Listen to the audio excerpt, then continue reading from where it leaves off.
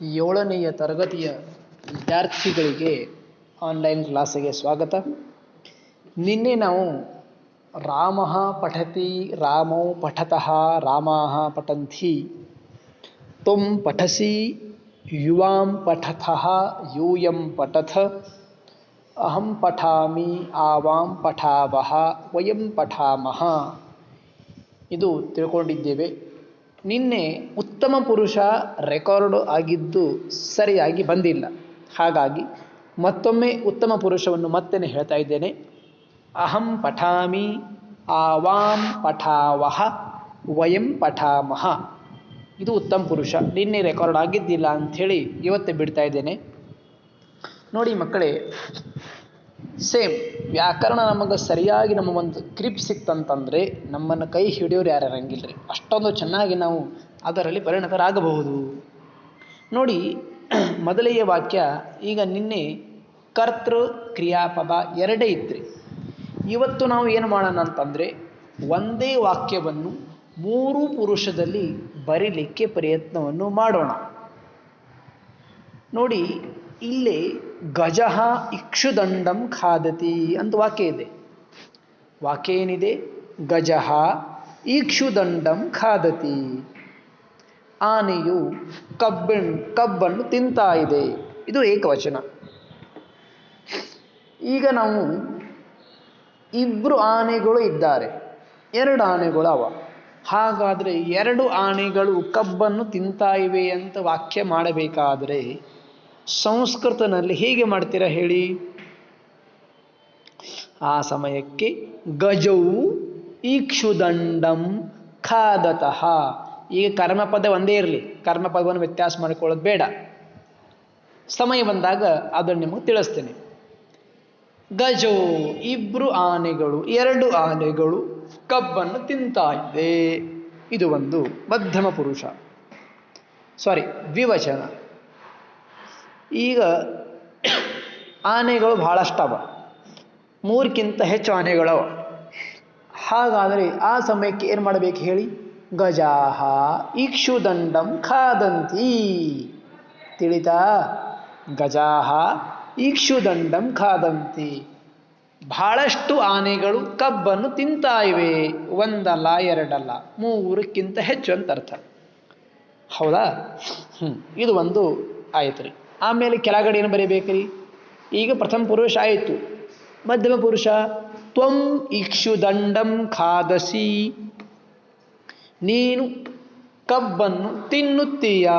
ಇದು ಪ್ರಶ್ನಾರ್ಥಕವಾದಂತಹ ಒಂದು ಮಾತು. ತ್ವಂ ಇಕ್ಷುದಂಡಂ ಖಾದಸಿ, ನೀನು ಕಬ್ಬನ್ನು ತಿಂತೀಯಾ? ಇದು ಒಂದು ವಾಕ್ಯ.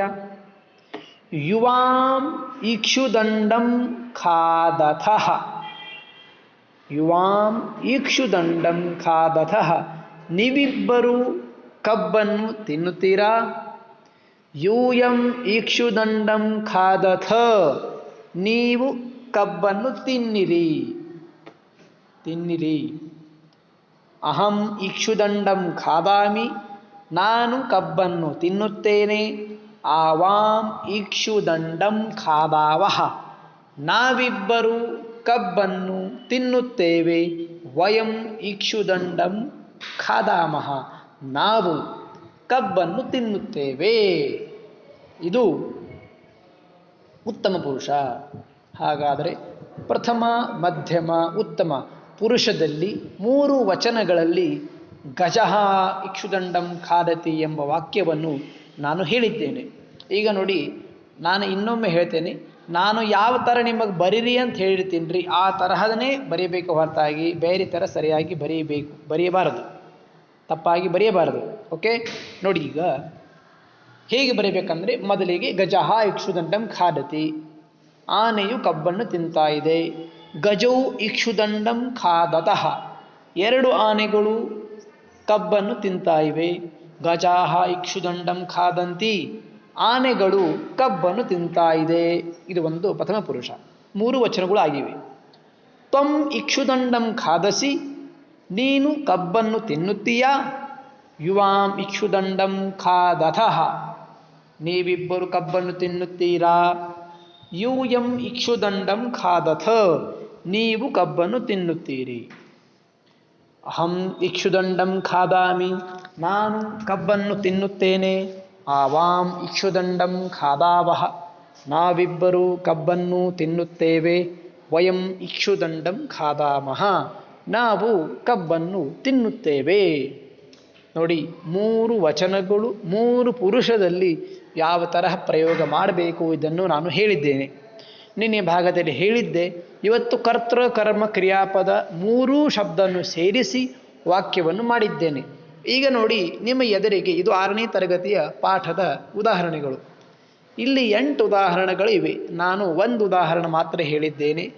ಈಗ ವಿದ್ಯಾರ್ಥಿಗಳು ಏನು ಮಾಡಬೇಕಂತಂದರೆ, ನಾನು ಗಜಃ ಇಕ್ಷುದಂಡಂ ಖಾದತಿ ಎಂಬುವುದನ್ನು ಹೇಗೆ 3 ವಚನಗಳಲ್ಲಿ 3 ಪುರುಷದಲ್ಲಿ ಹೇಗೆ ಬರೆಯಬೇಕು ಅಂತ ಹೇಳಿದ್ದೇನಲ್ಲ, ಅದೇ ರೀತಿಯಲ್ಲಿ ಉಳಿದಿರುವಂತಹ 7 ವಾಕ್ಯಗಳನ್ನು ಕೂಡ 3 ಪುರುಷರಲ್ಲಿ 3 ವಚನಗಳಲ್ಲಿ ಸರಿಯಾಗಿ ತಪ್ಪದೇನೆ ಬರೆದು ನನ್ನ ವೈಯಕ್ತಿಕವಾದಂತಹ ನಂಬರಿಗೆ ಕಳಿಸಿ ಅಂತ ಹೇಳ್ತಾ ಇವತ್ತಿನ ವ್ಯಾಕರಣ ಭಾಗದ 2ನೆಯ ಭಾಗವನ್ನು ಇಲ್ಲಿಗೆ ನಾವು ಮುಗಿಸೋಣ.